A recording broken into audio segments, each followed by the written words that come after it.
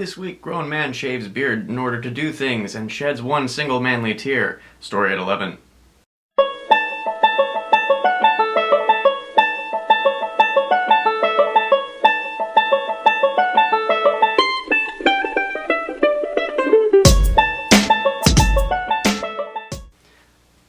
Welcome back to the channel, everyone.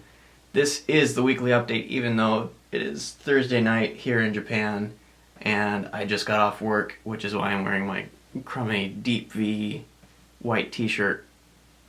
I just got off work and I'm tired. So the reason I'm filming this and then cutting it and uploading it tonight instead of earlier this week was because my New Year's vacation was ending. So I wanted to make the most of it, and by make the most of it I mean I stayed inside and I didn't do anything except play video games and grow a fabulous beard, which I had to cut today. Aside from that, let me catch you up to speed on what happened during my break. So after I uploaded last week's weekly update, I got a call from my friend Vittorio and we went on a little tour around Yaizu. He drove me around, it was cool.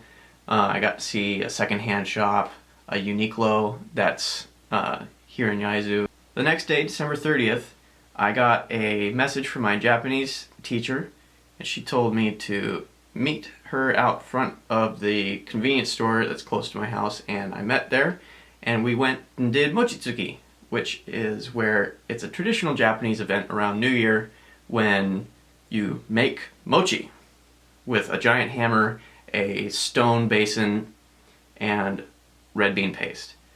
So the way it's made is you cook a special kind of rice, and then you take that rice and you put it in the stone basin, and then you start hitting it with the hammer, just smashing that stuff. You start off with little taps, and then after a while the other person that's helping you starts kneading the rice dough, and then you take big smacks and you hit it. So after that process, they take the dough out, or mashed rice, I'll call it dough. They take the dough out and then they put it in some special kind of flour, and then they take little bits off and you take the little bit and then you turn it into a flat pancake, and then you take some red bean paste, you put that on there, and then you take all the edges up and then you put it down on the surface you're working on, press it into the flour a little bit, and then you shape it into a perfect circle, more or less perfect circle. And I think I did actually get a picture before I ate them, so I'll put that up there. So I made those, and that was awesome. After that, I went to a Japanese bathhouse with my Italian friend Vittorio, and so thanks, Vittorio, for taking me out there. That was fun. It's a little awkward at first because you're in a steamy room full of naked Japanese men. Then after a while, you just kind of get used to it, and it's all fun. It's cool. The Japanese bath was really interesting. They had several different kinds of baths, varying temperatures, varying additives, including electrical current, yuzu, grapefruit. They had one that had some kind of mineral or compound or whatever that when you step in, it starts to react with microbes or whatever on your skin, and it turns you basically into an Alka-Seltzer tablet. It was really interesting and felt really weird because you step into the water, and after about a minute or so of just soaking in there, you see bubbles start to rise off your body and you're like, oh, I'm melting. New Year's Eve, I did nothing really special except I went to church, and I was in the prayer service with Matsukita and a bunch of other people from church. So we did that. The next day I went to the morning service at church, and then after the morning service I went with the Sugimoto's family. The young couple in my church just got married, and she just got baptized, so that was really cool. I went with them, and we went to her parents' house for the New Year's Day meal, and it was, man, so much food. Kale, I'm letting you know already, I had otoro, and it was really good. We had tempura fried shrimp, we had various kinds of sushi, we had salad, we had ozoni, we had so many things that I just can't even name. But let me tell you this, red bean paste everything. That is the trademark sweet around New Year's Day. If you don't like red bean paste, well, don't come to Japan in New Year's. After that, I proceeded to do exactly nothing except eat, sleep, and play video games from Monday, Tuesday, and Wednesday, which was yesterday. So I decided to make that more important than getting out the video this week. I'm so sorry. And the reason I'm kind of talking fast in this video is because I want to get this thing cranked out as fast as I can so I can get back to relaxing and sleeping before I have to work again tomorrow. Now that you're all caught up to speed on all that stuff from last week and what I did during my break, it's time for questions, comments, and snide remarks. And I'm going to start off this questions, comments, and snide remarks with a postcard I received from my Aunt Roberta and Uncle Brad. So they write, Sawyer, hope your holidays were good despite being thousands of miles away. I remember being away from family and really treasure the time now. Know that we are all praying for you. I hope Japan is all you thought it would be. Love you, Aunt Roberta. Well, thanks, guys. I really appreciate it. It's a Christmas card, and it arrived like 2 or 3 days before New Year's, so I think that's close enough. We'll count it as a win. Starting off this week's questions, comments, and snide remarks with YouTube. So on my week before last video, Christopher Wright commented, thanks for the shout out. I can't find the official link for Thomas the Tank's official times. I think it runs seasonally. So he gives a link and it says, this is an older link with some info.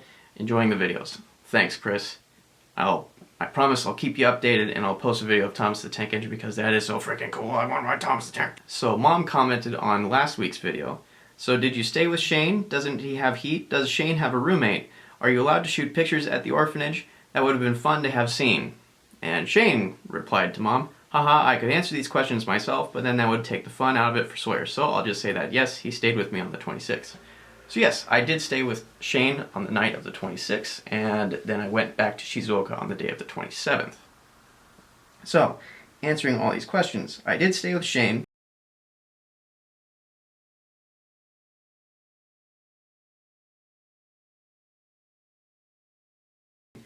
He has heat, but it's not a central kind of heating. Central heat isn't really a thing. Central heating and air, I should say, isn't really a thing in Japan. Most all of it is like wall units like the one I have, or you have a gas heater or something else in the room. And Shane, the room I was staying in was not in the same room with Shane. So Shane had a wall unit that he was running. The room I was staying in had a natural gas heater that there was some kind of funky outlet that you put into the wall, and that's what takes the gas out of the system, and you plug it in, and I couldn't figure out how to run the stinking thing. It was all in Japanese, and I was freezing cold. I just didn't have the patience, and it also smelled like natural gas, so I was like, maybe it shouldn't do that, but maybe it should, I don't know. Are you allowed to shoot pictures at the orphanage? That would have been fun to have seen. And the odds are probably not good that I could have shot pictures at the orphanage. Think of it like this. In America, you pretty much have to get permission to take pictures or take video, especially if you're going to put that video or those pictures up in a public domain site like YouTube or Facebook.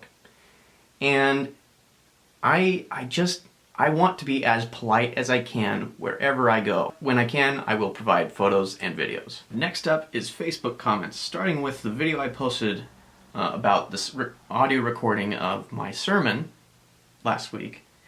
Mom commented, first time I heard you speak, you did super. How did the people understand you? Did they have a copy of your talk to read along with you in Japanese? And the answer is yes.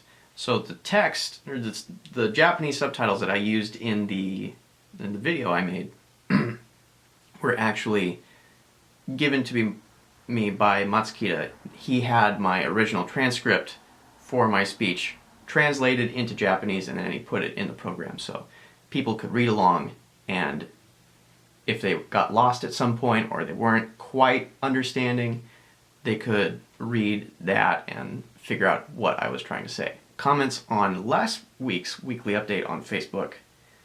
Aunt Julie says, "Merry Christmas, Sawyer. Glad to hear you had a great busy Christmas day and are enjoying your break. We had a nice snowstorm blow through last night, and I'm thankful for a nice heating system. No electric blankets required. Can't wait to see the video from the rest of your winter vacation. Enjoy your time off. How far from Tokyo are you? Did you take the train to get there? Did you see the Disney resort there?" How far am I from Tokyo? I'm about an hour and 45 minutes, nearly 2 hours by the bullet train or Shinkansen from Tokyo. And the bullet train to get to Tokyo costs about $60, roughly-ish. I did take the bullet train to get there and to come back. And did I see the Disney resort? And the answer is no. The Disney resort is not actually in Tokyo Prefecture, I don't think.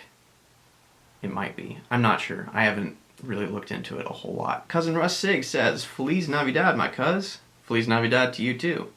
I hope you're having a great Christmas season. I watched the last 3 videos today. Your sermon was really a blessing, and I can see why you're such a good teacher. It's getting very cold here in Korea, down to 9 to 10 degrees. How cold is it there? Oh yeah, I almost forgot. Is there an extended winter break? Koreans think January and part of February are too cold to hold class. They go to school through the summer, with the exception of a 2-week break. How is the school breaks there? Alright, so, interesting comment. Thanks, Cousin Russ. So, thanks for watching my sermon. And yeah, it is getting pretty cold around here. Probably not quite as cold as Korea. 9 or 10 degrees is...